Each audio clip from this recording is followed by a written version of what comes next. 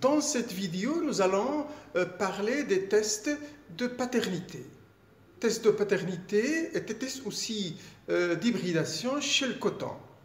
Et nous allons faire ça avec des marqueurs moléculaires. Nous allons appliquer ça sur un croisement dirigé où il y a un parent P1 croisé avec un parent P2 et il y a aussi la descendance. Tester la paternité chez le coton et l'hybridation aussi, c'est quelque chose qui se fait avec les marqueurs moléculaires de type RAPD, de type SSR ou microsatellite. Alors, RAPD pour amplification aléatoire de l'ADN, et puis SSR, c'est pour les microsatellites tout simplement. Ce sont deux marqueurs qui sont basés sur la PCR, la polymérisation en chaîne de l'ADN. L'ADN, il faut le purifier évidemment à partir des feuilles, ici des cotons, de plants, jeunes plants qui proviennent de graines, ou aussi de plantes parents, P1, parent P2. Et puis après, on procède à une amplification de cet ADN par la PCR. C'est l'étape numéro 2.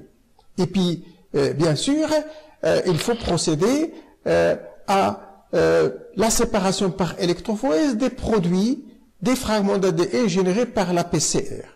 Alors, la PCR, elle utilise évidemment, chose très importante, des amorces, primer, des amorces qui sont de nombre 1 pour RAPD souvent, et puis pour SSR, c'est deux amorces, l'une à droite, l'autre à gauche, et puis la PCR, elle se fait comme on a fixé comme paramètre, à savoir une dénaturation, un temps précis et une température précise, une fixation des amorces, temps précis, température précise aussi, et une élongation avec l'attaque polymérase. Et puis après viendra l'électrophorèse, évidemment.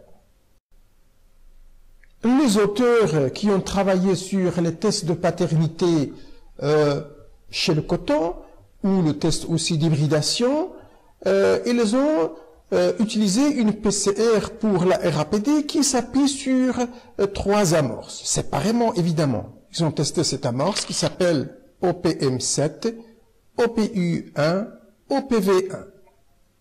Ce sont des séquences normalement de 10 nucléotides, et puis ils avaient trouvé des résultats.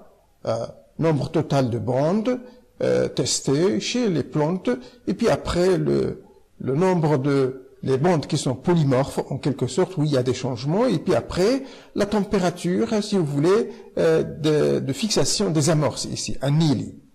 Alors, pour le test SSA, les microsatellites, ils avaient testé trois amorces aussi, qui sont appelées comme cela, MGS06, MGS17, MGS24. Ce sont effectivement des amorces ici, constitué de deux en nombre.